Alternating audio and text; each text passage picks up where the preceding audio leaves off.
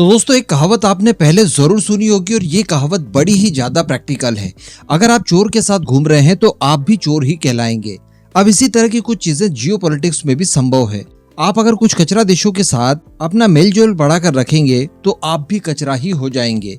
Example अगर आपको देखना हो तो टर्की और पाकिस्तान का देख लीजिए। जब से टर्की पाकिस्तान के साथ मेलजोल बढ़ाकर रख रहा है उसके बाद टर्की की भी स्थिति बिल्कुल पाकिस्तान जैसी ही हो चुकी है। ये बिल्कुल यथार्थ वाली बात मैं आपको बता रहा हूँ।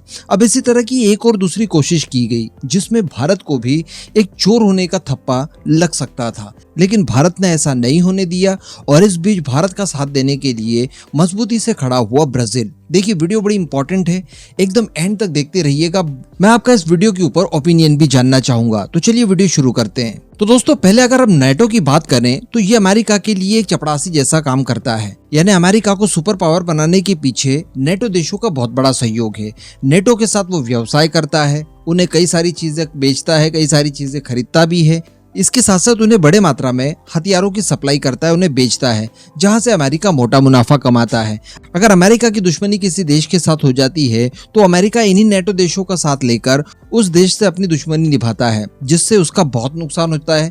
क्योंकि यहाँ पर अमेरिका अकेला नहीं बल्कि कई सारे देशों को एक साथ काउंटर करना होता है और ये बहुत मुश्किल हो जाता है। रशिया के केस में देख लीजिए, अगर रशिया का दुश्मन अकेले अमेरिका होता तो शायद रशिया के सामने इतनी समस्याएं नहीं जाती, लेकिन जब बात की जाती है नेटो संगठन की तो वाकई में रशिया को भी सोचना पड़ता है और डायरेक्टली पूरे नेटो के साथ एक ही समय में आप दुश्मनी निभा पाएं और उनको डोमिनेट कर पाएं, ये इतना आसान नहीं हो पाता। अब इसी तरह की मंशा चाइना की भी है। चाइना भी चाहता है कि उसे भी सुपर पावर बनाने के लिए चपरासियों का एक समूह हो और इसके लिए ब्रिक्स से ज्यादा अच्छा प्लेटफॉर्म उसे दूसरा नहीं मिल सकता। ब्रिक्स की अगर बात की जाए तो ब्रिक्स दुनिया में उभरता हुआ सबसे मजबूत संगठन माना जा सकता है और यहाँ तक की बातें कही जा सकती है कि इन फ्यूचर ये नेटो को भी टक्कर दे सकता है। ऐसा ऐसे ही नहीं कह रहा हूँ मैं, इसके पीछे कुछ कारण है। ब्रिक्स में भारत, चाइना और रशिया जैसे देश शामिल हैं। हालांकि ब्राजील और साउथ अफ्रीका भी है, लेकिन अगर बात की जाए अकेले भारत और चाइना की तो इन दोनों देशों के शामिल होने से ब्रिक्स की जो आबादी है, ब्रिक्स देशों की जो आबादी है वो पूरी दुनिया की 42% आबादी हो जाती है। यानी आपको बिजनेस करने के लिए एक बहुत बड़ा मार्केट ब्रिक्स समूह देता है। इसके बाद अगर जीडीपी की बात की जाए तो दुनिया की 23% जीडीपी अकेले ब्रिक्स संगठन के पास है। तो आप समझ सकते हैं कि इसका इंपॉर्टेंस कितना है। इसके अलावा हम लोग समय समय पर सुनते आए हैं कि ब्रिक्स में कई सारे देश शामिल होना चाहते हैं और दुनिया का एक बहुत बड़ा तबका है जो कि कहीं ना कहीं अमेरिका से परेशान भी है, ऐसा भी कहा जा सकता है, वो ब्रिक्स में शामिल होना चाहता है ताकि इसके जरिए वो कुछ हद तक एडवांटेज ले सके। और कई बार ऐसे भी आंकड़े निकल कर आए हैं कि डबल डिजिट तक दुनिया के देश चाहते हैं कि वो ब्रिक्स समूह का हिस्सा बने। अब दरअसल यहीं पर चाइना को एक मौका दिखाई दे रहा है। वो कैसे, तो ये जानिए आप। हम लोग काफी लंबे समय से सुन रहे हैं कि ब्रिक्स समूह अपनी एक स्पेशल करेंसी लाएगा जिसके जरिए ब्रिक्स देश आपस में ट्रेड कर सकेंगे, जिससे होगा ये कि अमेरिका के सैंक्शंस को बाईपास किया जाएगा और कम से कम ब्रिक्स समूह डी डॉलराइजेशन के कार्यक्रम को और आगे बढ़ाएगा। भाई डी डॉलराइजेशन तो हर कोई करना चाहता है, भारत भी चाहता है, लेकिन यहाँ पर फील आएगी कि आप डायरेक्टली अमेरिका को चैलेंज कर रहे हैं कि हम आपकी करेंसी डॉलर को दबाने के लिए एक नई करेंसी लॉन्च कर रहे हैं। एंड अगर ऐसा होता है तो डेफिनेटली इसमें चाइना का प्रभुत्व पहले की तुलना में काफी ज्यादा बढ़ जाएगा। क्योंकि अगर ब्रिक्स नेशंस की बात की जाए तो चाइना इकोनॉमिकली यहाँ पर सबसे तगड़ा देश है, उसकी करेंसी सबसे ज्यादा ट्रेडेबल है, सबसे ज्यादा वैल्यूएबल भी है। तो अगर ऐसी कोई करेंसी आती है तो उसमें चाइना का योगदान बहुत बड़े स्तर पर हम लोग मान सकते हैं और इसके अलावा बिजनेस करना भी काफी ज्यादा आसान हो जाएगा। और चाइना की बात की जाए तो बिजनेस के मामले में उसका कोई अल्टर नहीं हो सकता।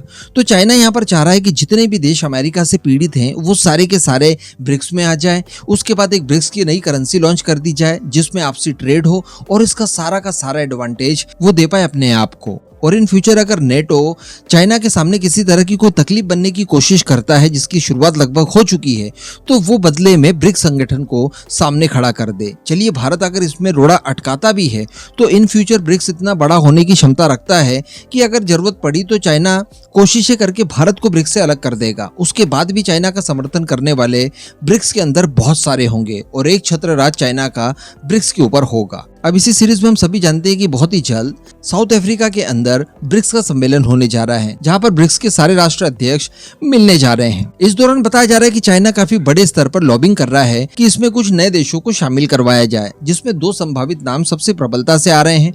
एक तो है सऊदी अरेबिया और दूसरा है इंडोनेशिया। इंडोनेशिया काफी ज्यादा लंबे समय से चाइना से कटा हुआ दिखाई दे रहा है और काफी जल्द वो बड़े स्तर पर एंटी चाइना एक्टिविटी कर सकता है। इस वजह से चाइना चाहता है कि उसे ब्रिक्स में लाकर उसके ऊपर इन्फ्लुएंस जमाने की दोबारा से कोशिश की जाए। इसके अलावा सऊदी अरेबिया के साथ कुछ समय से देखा जा रहा है कि चाइना बहुत ज्यादा मधुर संबंध बना चुका है, यहाँ तक कि चाइना ने ईरान और सऊदी अरेबिया के बीच में पीस डील भी स्टेब्लिश करवा दी। तो अब वो उसका एडवांटेज उठाना चाहता है और इसके लिए वो सऊदी अरेबिया को भी ब्रिक्स में शामिल करना चाहता है। और लॉबिंग तो मैंने आपको बताया काफी बड़े स्तर पर की जा रही है, लेकिन भारत दोस्तों ऐसा नहीं चाहता, क्योंकि अगर ऐसा होता है कि ब्रिक्स एक बहुत बड़ा रूप ले लेता है तो वो अमेरिका और पश्चिमी देशों की नजरों में डायरेक्टली आएगा और पश्चिमी देश अमेरिका ये सब ये सोचेंगे कि शायद ब्रिक्स को नेटो के खिलाफ बनाया जा रहा है और ऐसी परिस्थिति में ये चोर संगठन कहलाएगा और चोर का साथ देने वाले भी चोर कहलाएंगे। तो भारत की जो गुडविल पश्चिमी देशों के साथ अच्छी हो रही है, जो कि हमारे लिए इन फ्यूचर बहुत ज्यादा जरूरी है,